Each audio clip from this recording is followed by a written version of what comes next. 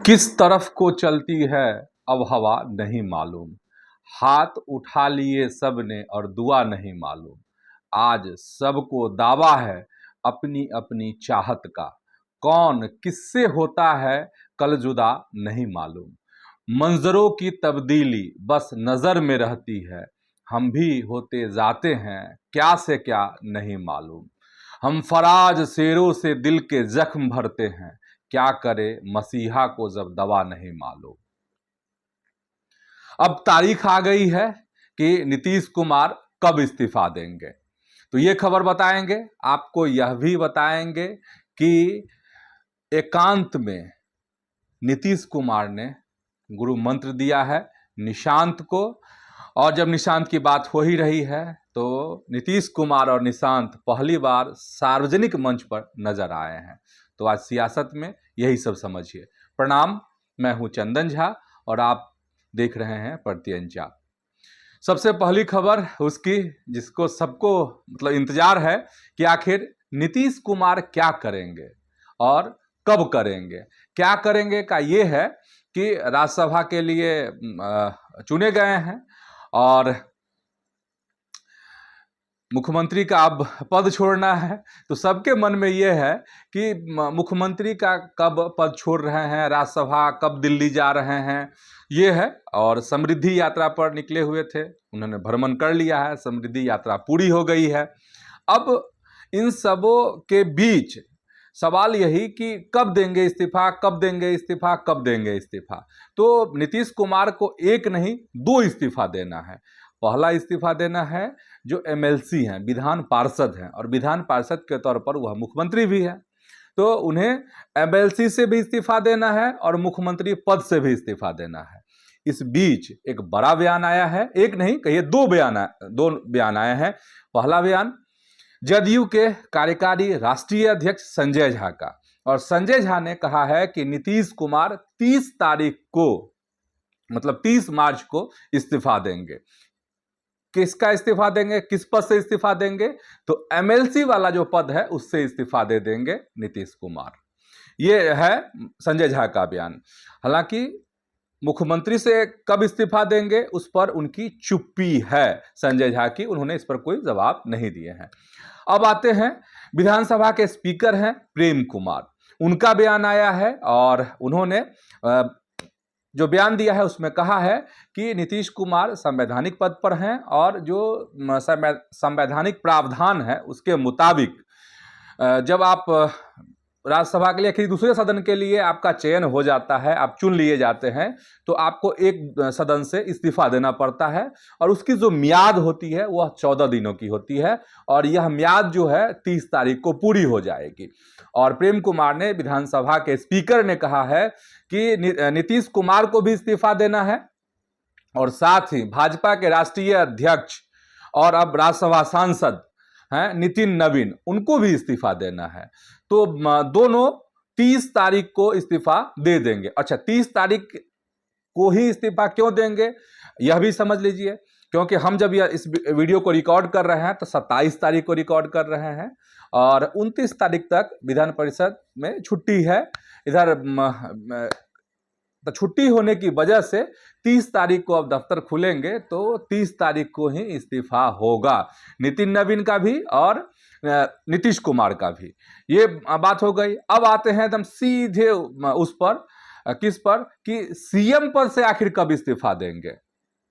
तो इस बारे में विधानसभा स्पीकर ने भी कुछ नहीं कहा, लेकिन एक प्रावधानिक चीज उन्होंने बताया। उन्होंने कहा कि बिना किसी सदन का सदस्य रहे हुए नीतीश कुमार 6 महीना तक मुख्यमंत्री रह सकते हैं। ये बात उन्होंने कही है। ठीक, अब क्या है कि जरा समझना पड़ेगा कि आखिर संजय झा ने कोई हिंट, कोई बात क्यों नहीं कही जो सीएम पद से इस्तीफा देने को लेकर। और प्रेम कुमार जो स्पीकर हैं बिहार विधानसभा के, वह क्यों कह रहे हैं कि 6 महीने तक रह सकते हैं और क्या 6 महीने तक यह स्थिति बनी रहेगी बिहार में।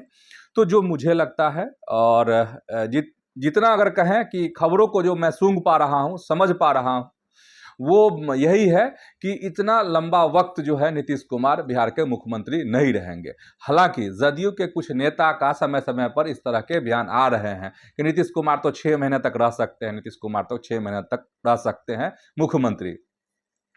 यह समझ लीजिए कि हम फिर कह रहे हैं कि दो थ्योरी है, अंदर से दो काम चल रहे हैं।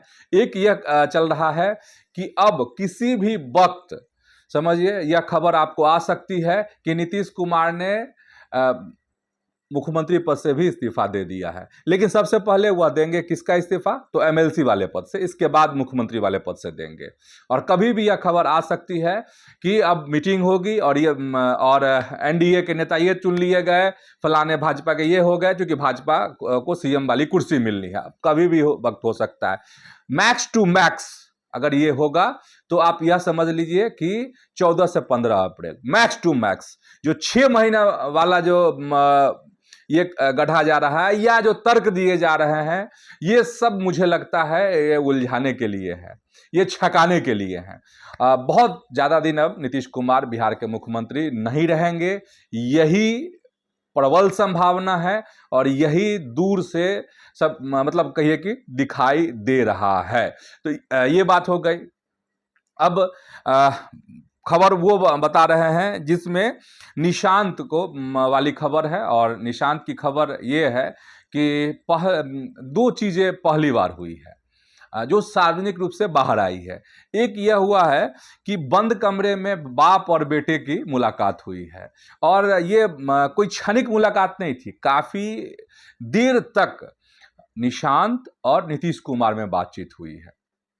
ये कब, तो गुरुवार को निशांत गए थे कहाँ पर, तो मिलने के लिए विजेंद्र प्रसाद यादव से। और विजेंद्र प्रसाद यादव को ऐसे समझ सकते हैं कि नीतीश के करीबी, विश्वस्त, और नीतीश जब भी कहीं ऐसे उलझते हैं तो उसको सुलझाने का एक बड़ा काम, राह दिखाने का बड़ा काम जो है विजेंद्र यादव करते रहे हैं नीतीश कुमार को। तो वहाँ गए गुरुवार को। इसके बाद विधानसभा के उपाध्यक्ष हैं, उपसभापति कहिए, उपाध्यक्ष कहिए, कौन, तो नरेंद्र नारायण यादव, वह भी नीतीश कुमार के करीबी हैं। बिना शोर शराबे, बिना दिखावे के काम करने वाले नेताओं में ये गिने जाते हैं। उनसे भी मिलने गए थे। और इसके बाद निशांत ने अपने पिताजी मतलब नीतीश कुमार से मुलाकात की, और बंद कमरे की यह मुलाकात जो है काफ़ी देर तक चली। और कहा जा रहा है कि यह जो मुलाकात है ये है गुरु ज्ञान वाली मुलाकात। मतलब पहली बार ऐसा हुआ कि दोनों बाप बेटे बंद कमरे में बातचीत की है। और कहा जा रहा है कि जब से अब एक्टिव मोड में तो है ही निशांत पॉलिटिक्स में, जदयू की राजनीति में, तो कई बहुत जो राज वाली जो बातें हैं वो सारे ज्ञान नीतीश कुमार ने निशांत को उस बंद कमरे में दिए हैं, ये अनुमान लगाए जा रहे हैं। अब दोनों में बातचीत क्या हुई है यह श्योर नहीं कहा जा सकता है, और चूंकि बंद कमरे में हुई है तो जरूर गंभीर चर्चा हुई होगी, गंभीर बातें हुई होंगी। अच्छा, एक तस्वीर बहुत अच्छी उभरी, और अच्छी ये उभरी कि पहली बार बिहार के लोगों को, पटना के लोगों को यह देखने को मिला जिसमें सार्वजनिक मंच पर नीतीश कुमार और निशांत साथ थे। और वह तस्वीर थी पटना के डाक बंगला चौराहा, जिसको अब श्री राम चौक नाम दे दिया गया है। श्री राम चौक पर हर साल आयोजन होता है रामनवमी के दिन, और उसी रामनवमी को लेके बड़ा आयोजन था। और उसी में मंच पर जो है सारे लोग मौजूद थे, बीजेपी के तमाम नेता मौजूद थे। इसमें सबसे जो खास तस्वीर चीज़ें मुझे लगी वो लगा कि नीतीश कुमार और निशांत एक ही मंच पर थे, और नीतीश कुमार पहले से पहुंचे हुए थे, बाद में निशांत आते हैं मंच पर। और निशांत जो है जब नेताओं से मिलते हुए आगे बढ़ते हैं और मिलकर अपनी सीट पर बैठते हैं, उनके बगल में सम्राट चौधरी होते हैं उस सोफे पर। और तो मैं जो देख रहा था कि नीतीश कुमार बहुत गौर से निशांत को निहार रहे थे, देख रहे थे। तो बहुत गजब की ये तस्वीर है। तो फिलहाल आज की सियासत में इतना ही। यूट्यूब पर प्रत्यंचा को आप सब्सक्राइब कीजिए, फेसबुक पर पेज को फॉलो कीजिए। वीडियो खबर बढ़िया अच्छी लगी है तो इसको लाइक भी कीजिए, शेयर भी कीजिए। इतना ही, धन्यवाद, प्रणाम।